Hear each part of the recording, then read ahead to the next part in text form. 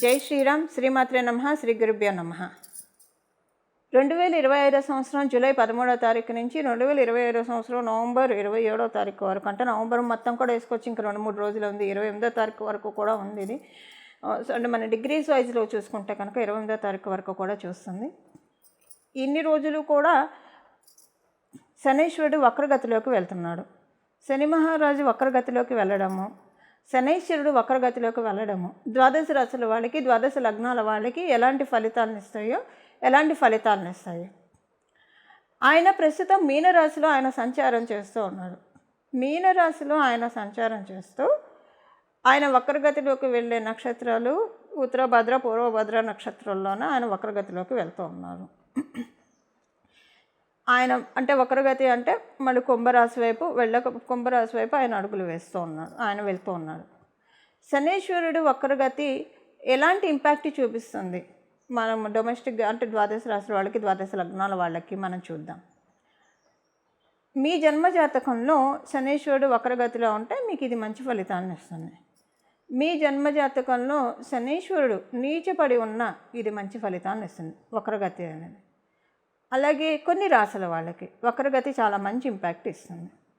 రాశులు ఏంటంటే మేషరాశి, వృశ్చిక రాశి, అలాగే కర్కాటక రాశి, సింహరాశి. మీకు ఆయన వక్రగతిలోకి వెళ్ళడం చాలా మంచి ఇంపాక్ట్ ఇస్తుంది. ఈ 4 రాశుల వాళ్ళకి చాలా మంచి ఇంపాక్ట్ ఇస్తుంది. అందరిలోకి ఎవరికి ఎక్కువ ఇంపాక్ట్ వస్తుందంటే మేషరాశి, వృశ్చిక రాశిలో పుట్టిన వాళ్ళకి ఇంకా ఎక్కువ వరాలను ఆయన ప్రసాదిస్తాడు. కారణం ఏంటంటే ఆయన సవ్యగతిలో ఉన్నప్పుడు మేష, వృశ్చిక రాశుల వాళ్ళకి శనీశ్వరుడు ఎప్పుడూ కూడా అంతర్గత శత్రువే, అంత మంచి ఫలితాన్ని ఇవ్వడు. కానీ ఆయన వక్రగతిలోకి వెళ్ళినప్పుడు మంచి ఫలితాన్ని చూసి తీరుతారు మేష, వృశ్చిక రాశుల వాళ్ళకి. అంటే ఇది మీ జన్మజాతకంలో శనీశ్వరుడు వక్రగతిలో ఉన్నా లేకపోయినా ఈ పాయింట్ అప్లికేబుల్ ఉంటుంది. మీరు మేష, వృశ్చిక రాశి లేదా కర్కాటక, సింహరాశులు మీ జన్మజాతకంలో ఆయన వక్రగతిలో ఉంటే ఇది ఇంకా మంచి ఫలితాన్ని ఇస్తుంది. కర్కాటక, సింహరాశుల వాళ్ళకి, అసలు కర్కాటక రాశి వాళ్ళకి మనం చూసుకుంటే శనీశ్వరుడు అంతర్గత శత్రువు, అంటే పైకి కనిపించని అంతర్గత శత్రువు విభేదం చంద్రుడితోటి ఉంటుంది. చంద్రుడికి అసలు ఎవరితోటి విభేదాలు ఉండవు, అన్ని ప్లానెట్స్ తోటి ఆయనకి శత్రుత్వం అయితే ఉండదు. మిత్రత్వం మాట పక్కన పెడితే శత్రుత్వం అయితే ఉండదు. కానీ అలాంటి చంద్రుడితోటి కూడా ఆయనకి అంతర్గత విభేదం ఉంటుంది. అందుకని కర్కాటక రాశి వాళ్ళకి ఆయన పూర్తి అనుకూలుడు కాదు. మళ్ళీ ఎక్సెప్షన్స్ ఉంటాయి వీటిలో, కండిషన్స్ అప్లై, ఎక్సెప్షన్స్ ఉంటాయి మళ్ళీ వీటిల్లో కూడా. సింహరాశి వాళ్ళకు చూస్తే సింహరాశికి అధిపతి సూర్యనారాయణమూర్తి, ఆయన తండ్రే. కానీ ఆయన తండ్రితోటి ఎప్పుడు ఈయనకి విభేదమే, అంత సరిపడదు. మళ్ళీ సూర్యనారాయణమూర్తికి శనీశ్వరుడు అంటే ఎలాంటి విభేదాలు లేవు. కానీ శనీశ్వరుడికి సూర్యనారాయణమూర్తి అంటే వాళ్ళ తల్లిగారికి జరిగిన అన్యాయం, ఆయనకి కొంత సూర్యనారాయణమూర్తితో విభేదం ఉంటుంది. అందుకని కర్కాటక, సింహరాశుల వాళ్ళకి కూడా కొంత శనీశ్వరుడు యొక్క వక్రగతి ఎప్పుడైనా బాగా కలిసి వస్తుంది. ఈ 4 రాశుల వాళ్ళకి బాగా కలిసి వస్తాయి. ఈ 4 రాశుల్లో కూడా టాప్ మోస్ట్ అంటే మేష, వృశ్చికనే, వీళ్ళిద్దరికీ బాగా కలిసి వస్తుంది శనీశ్వరుడు యొక్క వక్రగతి సంచారము. ఇప్పుడు శనీశ్వరుడు యొక్క వక్రగతి సంచారం మీ జన్మజాతకంలో కనుక శనీశ్వరుడు వక్రగతిలో ఉంటే మీరు ఈ రాశిలో పుట్టకపోయినా మీకు బాగుంటుంది. ఎందుకంటే ఎప్పుడు ఆయన వక్రంలో వచ్చినా మీకు మంచి ఫలితాలనే ఇస్తారు. మీరు ఏ రాశి, ఏ లగ్నమైనా ఇది మంచి ఫలితాలనే ఇస్తుంది. దాంతోపాటు శనీశ్వరుడు కనుక ఎవరికైనా నీచులో ఉంటాయి, అంటే మేషరాశిలో ఉంటాయి, అప్పుడు కూడా మీకు ఏ రాశుల్లో పుట్టినా మీకు ఇది కలిసి వస్తుంది, బాగుంటుంది. ఇప్పుడు ఏంటంటే శనీశ్వరుడు యొక్క వక్రగతి ఎలాంటి ఫలితాన్ని ఇస్తుంది ద్వాదశ రాశుల వాళ్ళకి, ద్వాదశ లగ్నాల వాళ్ళకి, దానికి సంబంధించిన పరిహారం ఏం చేసుకోవాలి, ఇవన్నీ మనం ఇప్పుడు చూద్దాం. మేషరాశి వాళ్ళకి ఎలాంటి ఫలితాలు, శనీశ్వరుడు వక్రగతి ఎలాంటి ఫలితాన్ని ఇస్తుందో మనం ఇప్పుడు చూద్దాం. మీకు చాలా మంచి ఫలితాలని ఆయన అందిస్తాడు. కుటుంబంలో వ్యవహారాలన్నీ చక్కబడతాయి. ఆర్థికంగా ఉన్న ఇబ్బందులన్నీ కూడా సద్దుమణిగిపోతాయి. కుటుంబ పరంగా మీకు మంచి అనుకూలతల్ని మీరు చూస్తారు. అలాగే మీరు వాల్యూ సిస్టమ్ బాగా పెరుగుతుంది. ఈ శనీశ్వరుడు వక్రగతిలో ఉన్నప్పుడు వాల్యూ సిస్టమ్ అంటే 2 రకాలుగా ఉంటుంది. మిమ్మల్ని మీకు ఎవరైనా వాల్యూ ఇవ్వకుండా చిన్న చూపు చూస్తూ ఉంటే వాళ్ళు మీకు వాల్యూ ఇవ్వడం మొదలు పెడతారు. ఒకవేళ మీరెవరినైనా ఇగ్నోర్ చేస్తూ ఉంటే, 2 ఉంటాయి కదా, కత్తికి 2 వైపులు ఉంటాయి, ఒక కాయిన్కి 2 సైడ్స్ ఉంటాయి. ఒకవేళ మీరెవరినైనా ఇగ్నోర్ చేస్తుంటే వాళ్ళ వాల్యూ మీరు తెలుసుకుంటారు. వైసా వర్సా కాంబినేషన్ ఇది. అలా వాల్యూ సిస్టమ్ అనేది చాలా ఎక్కువగా ఉంటుంది. ఈ శనీశ్వరుడు వక్రగతిలో ఉంటూ మీకు కొన్ని విషయాలు తెలుస్తాయి. ఎలా మాట్లాడగలగాలి, చాకచక్యంగా మాట్లాడడం ఒకటి ఆయన మీకు నేర్పిస్తాడు. స్పాంటేనియస్గా మాట్లాడడం ఒకటి నేర్పిస్తాడు మొదటగా. సెకండ్ థింగ్ స్పీచ్ని కరెక్ట్ చేస్తాడు. దేనికంటే అసలు నాలుక వల్ల మనం మూట కట్టుకునే పాపాలు లెక్కలేనన్ని. అంటే జనరలైజ్ చేసి చెప్తున్నాను, ఇది ఏ రాశి ఏ లగ్నానికి సంబంధించిన వాళ్ళకి కాదు, మామూలుగా మనుషులుగా మనం చూస్తే నోటితో నిజం చెప్పచ్చు, అబద్ధం చెప్పచ్చు. అబద్ధం మనం అవసరం ఉన్నా లేకపోయినా అబద్ధాలు ఆడేయడము, చాడీలు చెప్పడము, ఇలా రకరకాలుగా మనం తెలియకుండానే మనకి లేదా ఇద్దరు మనుషుల మధ్య విభేదాలు సృష్టించడము, వీటన్నిటి వల్ల ఏంటంటే కర్మల్ని మూట కట్టుకుంటాం. వాటన్నిటి నుంచి బంధ విముక్తులు అంటే అలా మూట కట్టకుండా ఉండడానికి శనీశ్వరుడు ఇప్పుడు వాక్కు మీద కంట్రోల్ ఇస్తున్నాడు. మేషరాశి మేష లగ్నంలో పుట్టిన అంటే ఇది ఆయన దృష్టితో చూడబట్టి ఇది ఎవరికైనా అప్లికేబిలిటీ ఉంటుంది. ఎవరి ద్వితీయ స్థానంలో ఎవరికైనా ఉన్నా ద్వితీయ రాశిని ఆయన చూస్తూ ఉన్నా, సప్తమ దృష్టితో చూస్తున్నా, తృతీయ దృష్టితో చూస్తున్నా, మీ రాశి అనే కాదు ఎవరికైనా అప్లికేబిలిటీ ఉంటుంది. అలానే మీ రాశి వాళ్ళు అలా అని కాదు, జనరలైజ్ చేసి చెప్తున్నాను. అంటే నేను చెప్పొచ్చే ఉద్దేశం ఏంటంటే వేటిల వల్ల కర్మదోషాలని మనం మూట కట్టుకుంటామో వాటన్నిటినీ పులి స్టాప్ పెట్టి దూరంగా ఉంచుతున్నాడు. సో అడుసు తొక్కనేలా కాలు కడగనేలా అన్నట్టు అలా తొక్కకుండా మిమ్మల్ని ప్రొటెక్ట్ చేస్తూ ఉన్నాడు శనీశ్వరుడు. ఇప్పుడు ఆయన అసలు మేషరాశి వాడిని ప్రొటెక్టే చేయడు, ఇప్పుడు చక్కగా స్వీట్గా ప్రొటెక్ట్ చేస్తూ ఉన్నాడు. మిమ్మల్ని అందరినీ కూడా చక్కగా ప్రొటెక్ట్ చేస్తున్నాడు. దాంతోపాటు ఆయన చేసేది ఏంటంటే మీకు ఏవైనా లోన్ టెన్షన్స్, లోన్ ప్రెషర్స్ ఏమన్నా ఉంటే వాటిని రిలీవ్ చేస్తున్నారు. అమ్మయ్య పర్వాలేదు మనకి అని. మీకు ఏమైనా కోర్టు కేసులు ఉంటే వాటిలో డెఫినెట్గా ఏదో ఒక వర్డిక్ట్ మీకు వస్తుంది లేదా సెటిల్మెంట్ అన్నా ఉంటుంది. మీరు ఏమైనా రుణం కోసం ప్రయత్నిస్తూ ఉంటే రుణ ప్రయత్నానికి అనుకూలం చేస్తున్నాడు ఆయన. వక్రగతిలో ఉండడం వల్ల మీరు అనుకున్న అమౌంట్స్ మీకు వస్తాయి. కాంపిటేటివ్ సక్సెస్ని కూడా ఆయన అందిస్తూ ఉన్నాడు మేషరాశిలో పుట్టిన వాళ్ళందరికీ కూడా. దాంతోపాటు డెఫినెట్గా ఒక అదృష్టకరమైన సంఘటన మీరు చూసే తీరుస్తారు. ఈ ట్రాన్సిట్ కంప్లీట్ అయ్యే లోపల, వక్రగతి కంప్లీట్ అయ్యే లోపల మేబీ +or- 3 months వేసుకోండి. అంటే +3 months వేసుకోండి. అంటే నవంబర్ అంటే నెక్స్ట్ ఇయర్ జాన్ లోపల డెఫినెట్గా మీరు ఒక అదృష్టకరమైన సంఘటన, అది మీకు మనసుకి తృప్తినిచ్చే సంఘటన మీరు చూస్తారు. ఇది శనీశ్వరుడు వక్రగతిలోకి వెళ్తే మేషరాశి వాళ్ళకి ఇచ్చే ఫలితాలు. ఇప్పుడు ఏం పరిహారం చేసుకోవడం వల్ల శనీశ్వరుడు వక్రగతి సంచారము ఇంకా మంచి ఫలితాన్ని ఇస్తుంది అంటే ఇబ్బందులు పెట్టకుండా ఉంటుంది. ఇబ్బందులు కలిగించే వాళ్ళకి, అలాగే సత్ఫలితాన్ని ఇచ్చే వాళ్ళకి ఇంకా మనం పెంపొందించుకోవడానికి ఏ రకమైన రెమెడీ చేసుకోవాలి ఇప్పుడు మనం చూద్దాం. మొదట ప్రాక్టికల్ రెమెడీ ఒకటి చెప్తాను. మీరు కనుక కొంతమందికి, చాలామందికి అలవాటు ఏముంటుందంటే చెప్పులు బోళ్ళని కొని పెడుతూనే ఉంటారు, ఏవి వాడరు.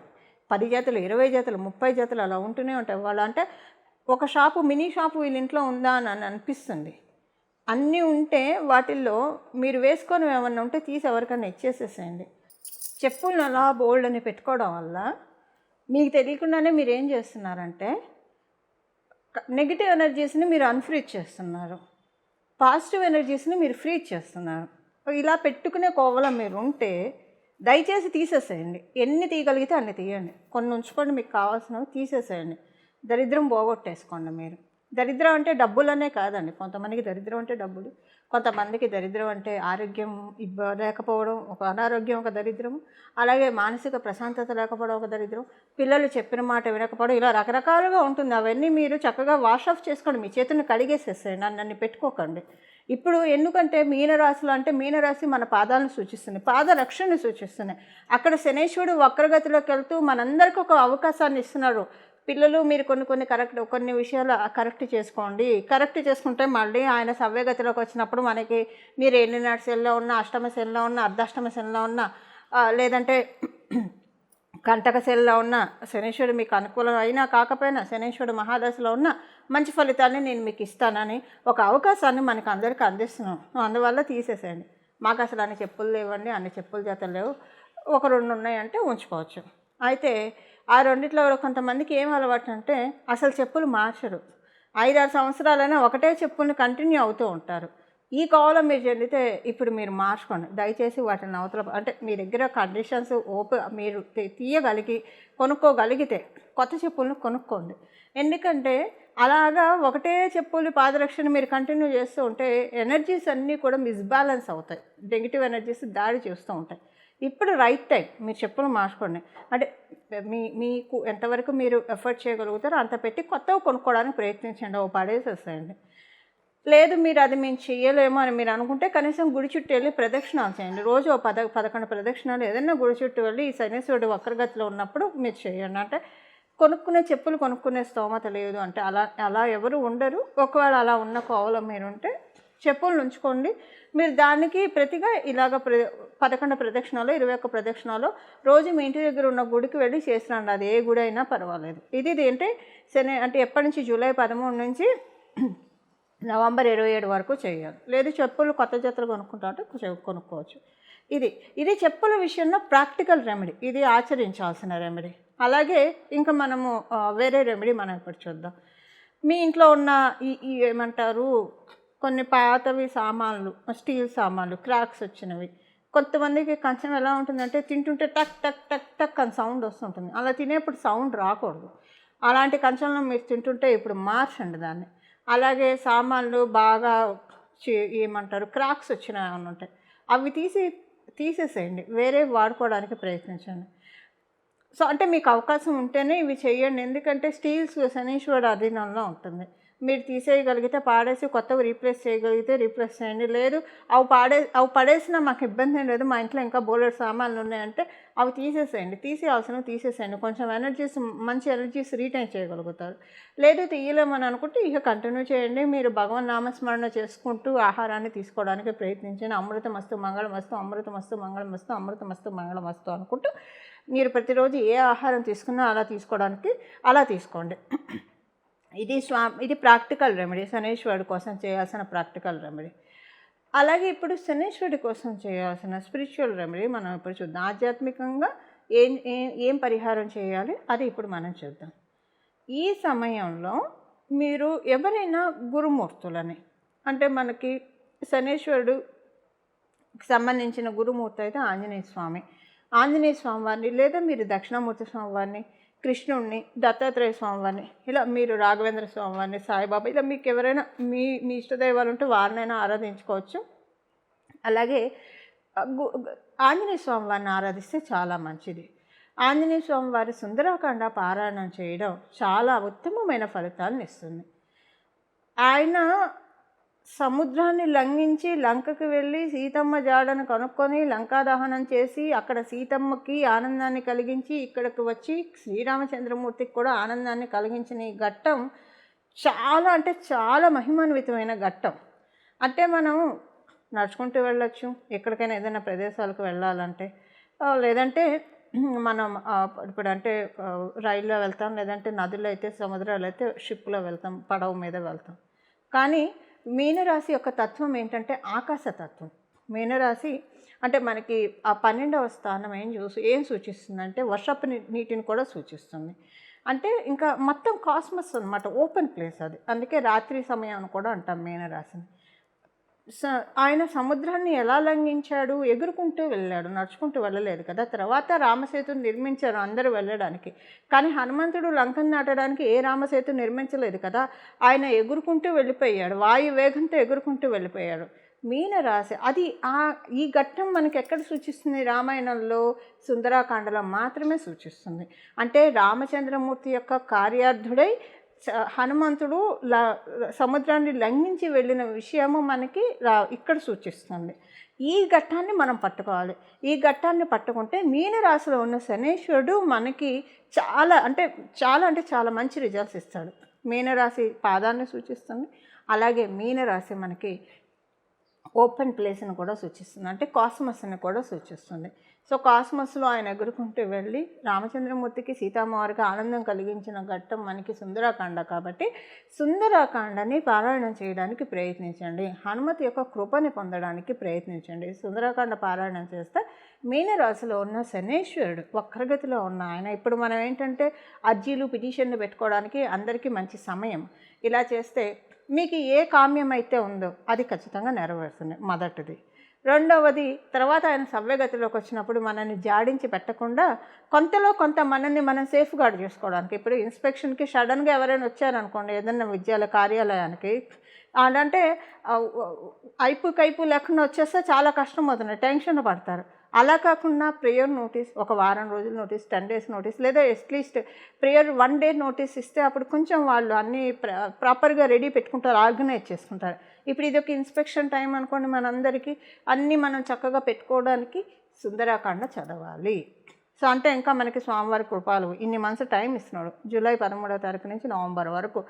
సో మళ్ళీ ఆయన ఇన్స్పెక్షన్కి వస్తాడు. ఇది అయ్యాక ఇప్పుడు మనల్ని వదిలేస్తాడు, అన్నీ సర్దుకొని అన్నీ క్లియర్ చేసుకోండి. అంటే 12వ రాశి ద్వాదశ స్థానం మోక్షస్థానం. మోక్షం అంటే మనకున్న కష్టాల నుంచి మోక్షాన్ని కూడా ఆయన ఇస్తాడు. కర్మకారకుడు నిష్పక్షపాతంగా మనకి ఫలితాన్ని ఇచ్చేది శనేశ్వరుడు. నవగ్రహాలు అలానే ఇస్తాయి. సో మనం మంచి చేస్తే మంచి ఫలితాలను ఆయనేమి హెసిటేట్ చేయడు. మనం ఏ రాశి అయినా, ఏ లగ్నమైనా, మనకి హెసిటేట్ చేయకుండా ఇస్తాడు. కాకపోతే దానికి మనము డిజర్వెన్స్ తీసుకోవాలి కదా. ఈ డిజర్వెన్స్ తీసుకోవడానికి ఇది అత్యుత్తమైన సమయం. ఇంకొక విశేషం ఏంటో చెప్పనా, మిథున రాశిలో గురు భగవాన్ నుండి శనీశ్వరుని చూస్తున్నారు. వీళ్ళిద్దరికి పరస్పర దృష్టి ఎలా అంటే ఇది ప్రత్యేక దృష్టిల లెక్క కాదు. మనకి చరకారకాసని జైమిని సూత్రాల్లో ద్విశోభవ రాశులు ద్విశోభవ రాశులను చూసుకుంటాయి. సో గురు భగవానుడు ద్విశోభవ రాశిలో ఉంటూ ఇంకొక ద్విశోభవ రాశి అయిన మీనరాశిలో ఉన్న శనీశ్వరుని వీక్షిస్తున్నాడు. ఇది అత్యద్భుతమైన సమయం. దీన్ని మనం చక్కగా వినియోగించుకోవడానికి ప్రయత్నించాలి. ఈ రెమెడీస్ చేసుకుంటే కనుక చాలా మంచి ఫలితాలు వస్తాయి. ధర్మో రక్షతి రక్షితః.